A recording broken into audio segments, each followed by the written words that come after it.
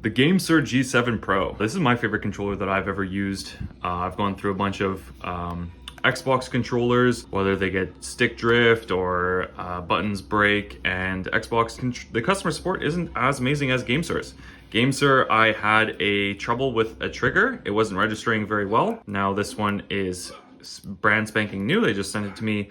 I sent them some video footage of, there was some minor tweak in it, and they have fantastic customer support on Discord. Here up top, we have extra buttons. We got L5 and the R5 buttons. I have these programmed so that I can, it's L3 and R3 for me, so that in games where I need to target, I can push this to target, like in Elden Ring, for instance, or Dark Souls. This is gonna lock me on whatever I'm facing off with. This one is my like sprint button. So this is my L3. That just kind of saves my thumbs from having to push down so hard so often. On the back, there's a couple extra buttons. I have this one locked at the moment. So here's your switch that you can flip, and that makes it so this button can be pressed.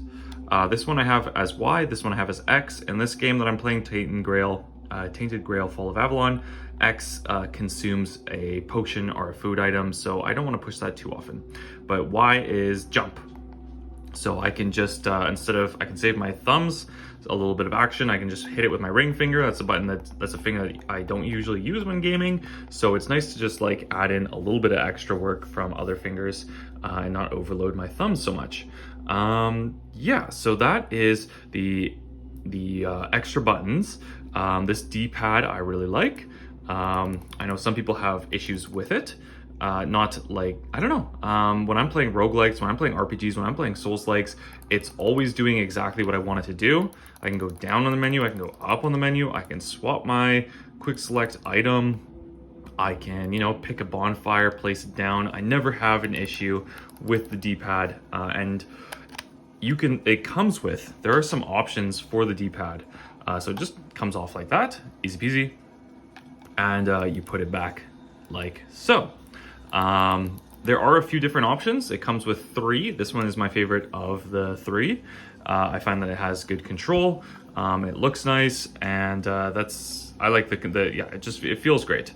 So that is the G7 Pro. Your extra buttons are nice. The hair triggers, so I can just push down and that'll do my right trigger, or I can unlock it in the back, and all of a sudden you get your classic full range of motion. When I'm playing Souls-likes or shooters and whatnot, I usually appreciate this feature. Unless it's a game like Returnal, then the PS5 controller is wonderful for that alt-fire, for that adaptive trigger where it kind of goes down halfway and you get multiple different options depending on what you're doing. But when I'm playing most games, I just like to be able to hold up my shield like that. Like, it's just a mouse click essentially. Yeah, and the other buttons, so here's your Y. Yeah, all the buttons here feel great. It's got a screen capture button. It's got your classic Xbox layout. It is officially licensed by Xbox, so I am on PC right now, but I can hook it up to my Xbox and play wirelessly. It's just got a USB dongle that plugs into the back of whatever system that you're working with. It's also got a Bluetooth capability for Android phones, but I don't plug mine. I don't game on Android. I don't play on mobile. I do have my ROG Ally X for on-the-go gaming or console.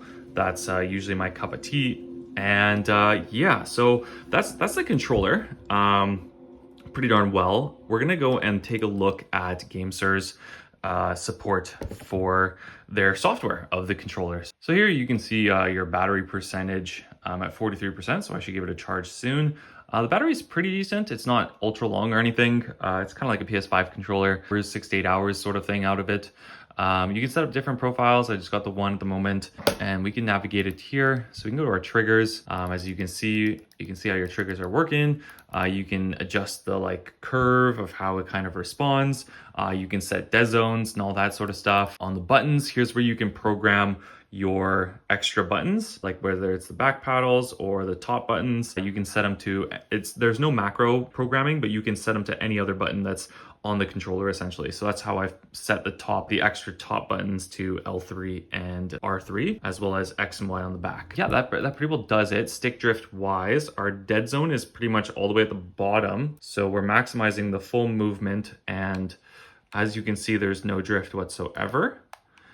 These are TMR sticks. They perform great. I really like the feel of them. I have no problem whatsoever with them. Yeah, I'm really pleased with this controller. I like the software. You can come in and update the firmware on the controller. And if you want to charge it, there is this guy here, which you can easily just take this off if you, for whatever reason, don't like it. For me, it's great when I'm plugged in to charge while gaming. It just holds the cable in there a lot more securely. And also, if you want, you can charge the controller comes with a little charging stand, just freely comes in the box. So just like that, you can charge it when you're away and pick it up and get back to gaming. This one here is my previous controller. I had a minor issue with one of the triggers, and GameSir has amazing customer support. I sent them a video of how it wasn't really responding well enough, and they sent me this controller.